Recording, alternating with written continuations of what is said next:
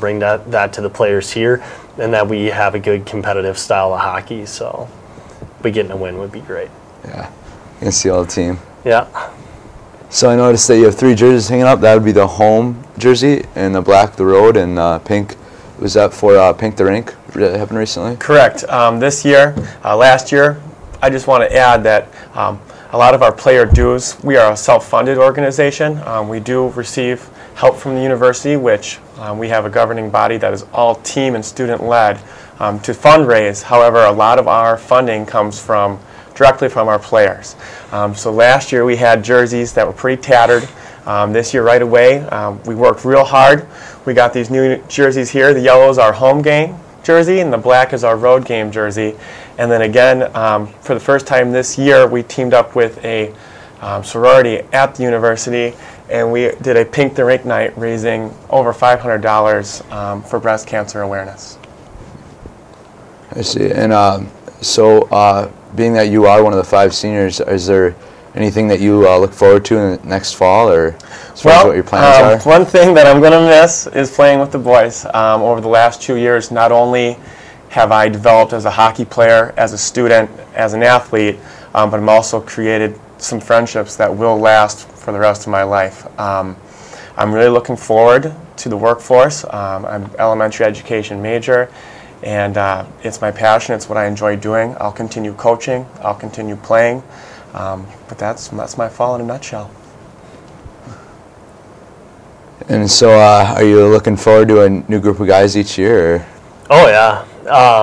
You know, I think really excited for next year. Schedule, we're hoping to stay just as competitive, but working in the admissions office at the university, it's great to be able to see these kids come through and, you know, come in and talk to the university, see about what we have, and be genuinely interested in our hockey program. I was telling Jared before we started here tonight that, you know, I've had 5 kids within the last couple weeks contact me about playing on our team, and that's really exciting because as we start to get more of those students in, I think our program's just going to keep improving.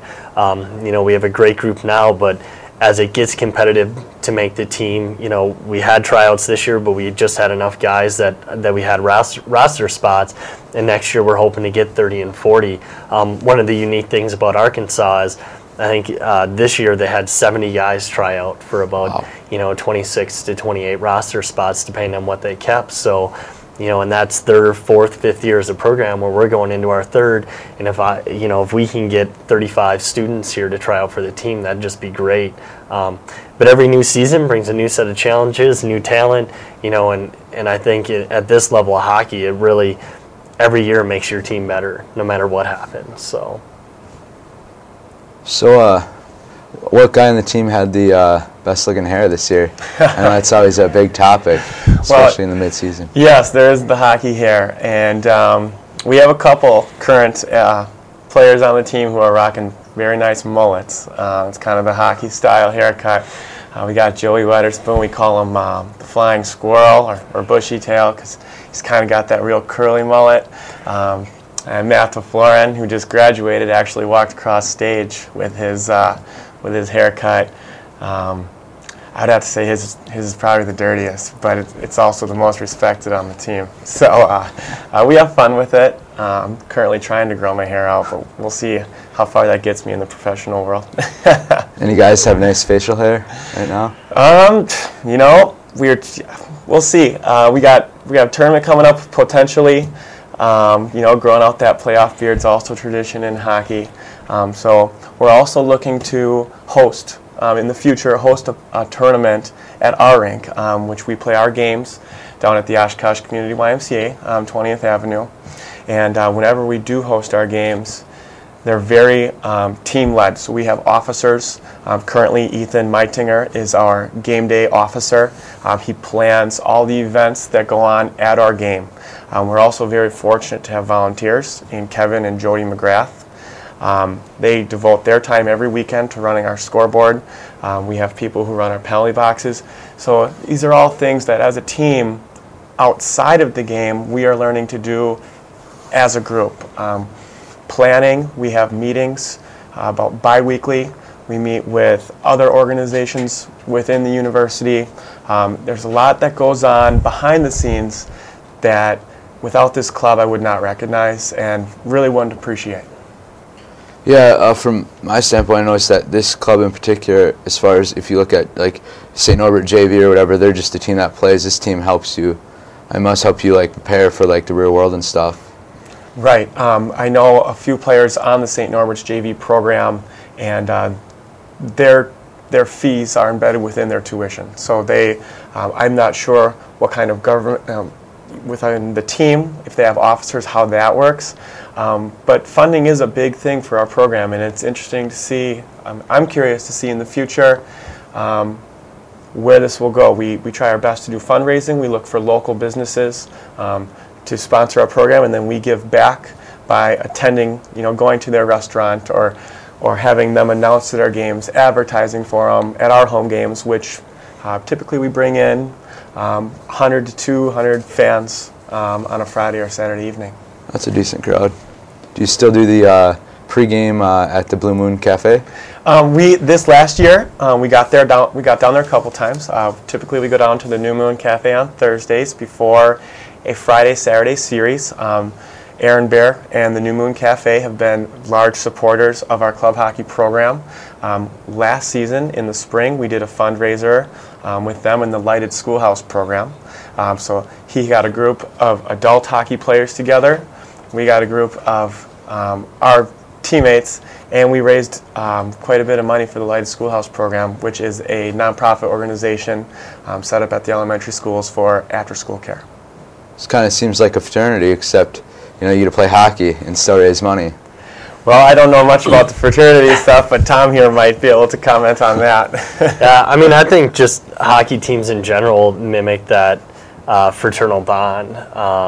And no matter what your views are on fraternities, I won't get into that. But, I think this team has really come together nicely, just like the team last year. And, they care for each other, they look out for each other.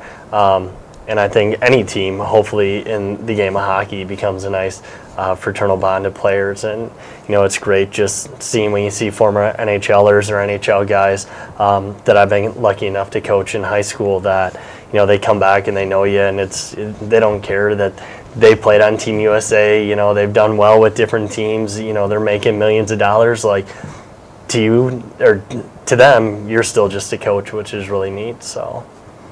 Yeah.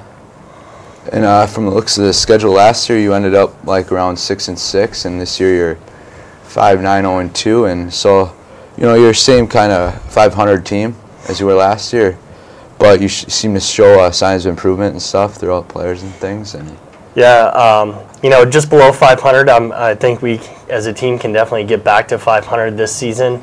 It's going to be tough. Our strength of schedule is probably 10 times tougher than it was last year. Last year we played St. Norbert's in Northern Michigan. Those were our tough teams. This year we have 3 teams ranked in our region and 4 teams ranked in our region that we played, and 2 teams that are ranked in Division 3. So schedule's a lot tougher. Guys are responding well, and I think it's just going to help our team grow.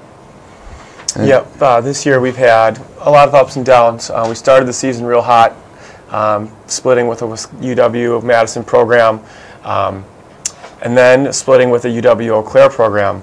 And then we kind of went on a cold streak. It was real important to get that pivotal win against St. Norbert College to finish the rest of the year down the stretch when we're playing our ranked teams. But I think this year was a great opportunity for us to see where we are as a program. So in the future, when we're scheduling, we know who we can compete with, who's going to give us a run for our money, and hopefully towards February we're there and we're at the regional tournament competing for nationals. Yeah, because it seems like in just 2 years you're already playing national ranked opponents. I mean, that's pretty impressive that you're able to keep the record that you had last year, and just you seem to be improving very fast. Mm-hmm. And we're just about over with the time we have with Tom Breunig and Jared Deli, the Oshkosh Titans. And good luck with the remainder of your season. Thank you. Thank you, Ryan.